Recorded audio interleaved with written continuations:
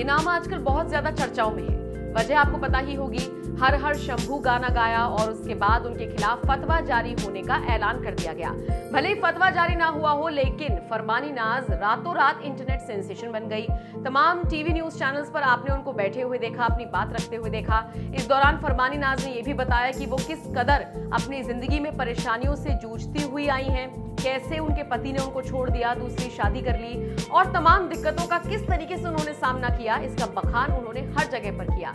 लेकिन इन सबके बीच फरमानी नाज को जहां एक तरफ सिंपैथी मिल रही थी, उनके साथ लोग खड़े हो रहे थे, तो वहीं दूसरी तरफ कुछ लोगों ने यह दावा करना शुरू कर दिया कि इन्होंने हर हर शंभू गाना बाद में गाया है। पहले ये गाना उड़ीसा की सिंगर अभिलिप्सा पांडा ने गाया था। सच क्या है, झूठ क्या है, अपने अपने दावे किए जा रहे हैं। हालांकि फरमानी नाज से जब हमने ये सवाल पूछा था तो उन्होंने साफ कहा था कि ओरिजिनल गाना उन्हीं का है, किसी वजह से यूट्यूब से डिलीट हो गया था, लेकिन ओरिजिनल कंटेंट उन्हीं का है, उन्होंने ही इस गाने को लिखा है। अब सच क्या है, झूठ क्या है, फरमानी जाने, अभिलिप्सा जाने। लेकिन इन सब के बीच बड़ी खबर ये मिल रही है कि बिग बॉस सीजन 16 में फरमानी नाज की आवाज गूंजेगी। ये खबर मिल रही है कि सलमान खान के शो का ऑफर फरमानी नाज को मिला है। हालांकि अब तक उन्होंने इसको लेकर कुछ सोचा नहीं है, ना ही हाँ में प्रतिक्रिया दी है और ना ही ना में। और इसको लेकर वो सोच विचार कर रही हैं, अपने भाइयों के साथ मिलकर विचार विमर्श कर रही हैं, अपनी टीम के साथ सोच विचार कर रही हैं। कहा यह जा रहा है कि चूंकि बिग बॉस 16 की इस बार की थीम एक्वा रहने वाली है, तो हो सकता है किसी एक सेगमेंट में फरमानी नाज की आवाज आपको सुनाई देती हुई नजर आ जाए। फिर कुछ लोग ये भी दावा कर रहे हैं कि बिग बॉस 16 के लिए फरमानी नाज को अप्रोच किया गया है, लेकिन वो बच रही हैं क्योंकि बिग बॉस का घर ऐसा है जहां पर कई सारे झगड़े होते हैं और वो झगड़ों से अलग रहना चाहती हैं।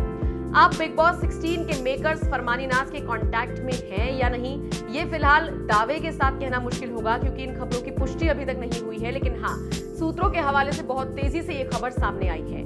अब आप बताइए, अगर बिग बॉस 16 में फरमानी नाज आपको नजर आती है तो आपको क्या लगता है, शो टीआरपी में उछाल ला पाएगा? और बिग बॉस 16 में फरमानी नाज को देखने के लिए आप कितने एक्साइटेड हैं? कमेंट करके आप अपनी राय हमें जरूर दीजिएगा।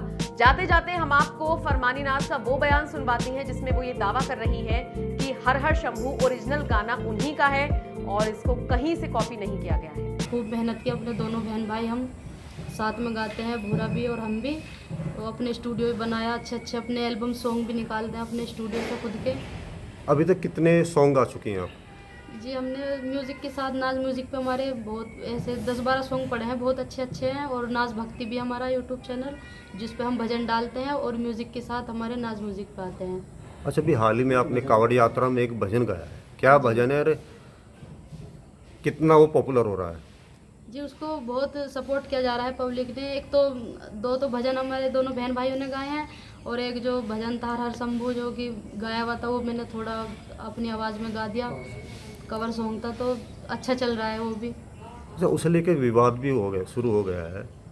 जी सर जी, देखो हम एक कलाकार हैं और कलाकार का कोई धर्म नहीं होता, तो हम कभी भी इस चीज़ को लेके ये नहीं सोचते कि हम मुसलमान है या हिंदू का क्यों गा रहे हैं या हम हिंदू है मुसलमान का क्यों गा रहे हैं। तो इससे कुछ वो नहीं है, हम सिर्फ कलाकार हैं। हम गाने के टाइम पे हम सब कुछ भूल जाएं, क्योंकि हमारा मतलब ये नहीं होता कि हम किसी को दुख पहुँचाए या ऐसे अल्फाज गाए। हम सबको अच्छी अपनी आवाज़ से हम ये चाहते हैं कि अगला वाला खुश हो, तो हम बस यही सोच के गाते हैं कि हर चीज़ धर्म के गाते हैं। हमारा कव्वाली का भी हमारा चैनल, उस पर हम कव्वाली भी बनाते हैं और भक्ति गाए तो उस पर भक्ति का गाते हैं, क्योंकि हम तो कलाकार हैं, हम सब चीज़ गा लेते हैं। तो किस तरह का सपोर्ट आपको जो लोगों का मिल रहा है?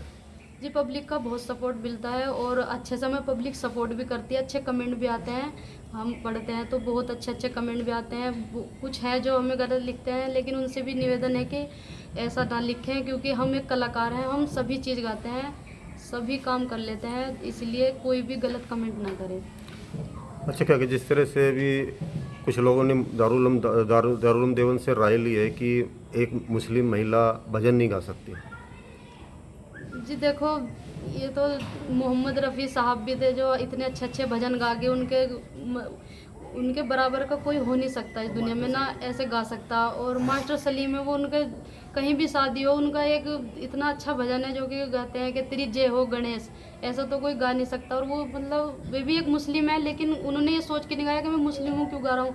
वो भी एक कलाकार है, इसलिए उन्होंने गाया अपनी कलाकारी के लिए, क्योंकि ऊपर वाले ने आवाज़ दी है तो बंदा हर चीज़ गा सकता है, उसमें कोई रोकथाम नहीं है। और जैसे भाई आप इस्लाम मुस्लिम समाज से हैं, तो जिस तरह भजन आप गाती हैं, कभी कोई आपको धमकी या कोई इस तरह का कोई? जी नहीं, ऐसा कुछ नहीं है, बिल्कुल भी ऐसा। हमें सब हमारी इज्जत करते हैं, सब अच्छे से बोलते हैं और आज तक ना ऐसा कुछ हुआ है।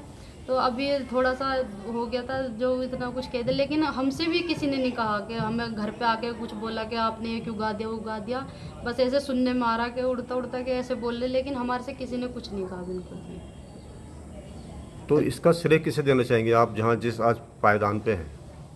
जी, इसका सीरियर सबसे पहले तो ऊपर वाला जिसने मुझे इतनी अच्छी आवाज़ दी, उसके बाद पब्लिक है और जो हमारे भाई हैं जो हमारे इतना सपोर्ट करते हैं, हमारे सारे अपने बहन भाई जो हम लगे रहते हैं अपने, तो सब बिना मेहनत के तो कुछ नहीं, इतना मेहनत करते हैं तब।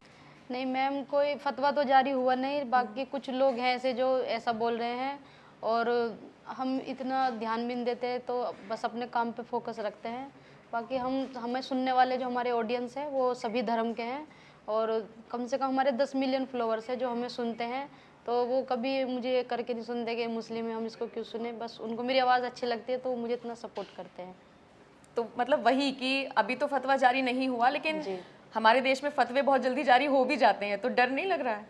नहीं मैम, फतवा ऐसा कुछ भी नहीं है और ना कि किसी ने, मैं अपने जहाँ पे मैं रहती हूँ वहाँ पे भी सब मुस्लिम ही हैं और हर संबुध को तो 8-9 दिन हो गए गए हुए, तो मैं प्रोग्राम में भी गई, अपने गांव में भी रही, तो वहाँ पे किसी ने भी ऐसा नहीं कहा कि भाई आप ऐसा गा दिया है, वो बस थोड़ा ऐसे सुनने में आ रहा है कि ऐसा बोल दिया, बाकी फतवा कुछ ऐसी चीज़ नहीं है बिल्कुल भी। अच्छा, तो ये सफ़र शुरू कैसे हुआ? मतलब आप अपनी लाइफ में कैसे आगे बढ़ी? ये गाने का आइडिया कहाँ से आया? शुरुआत कैसे हुई?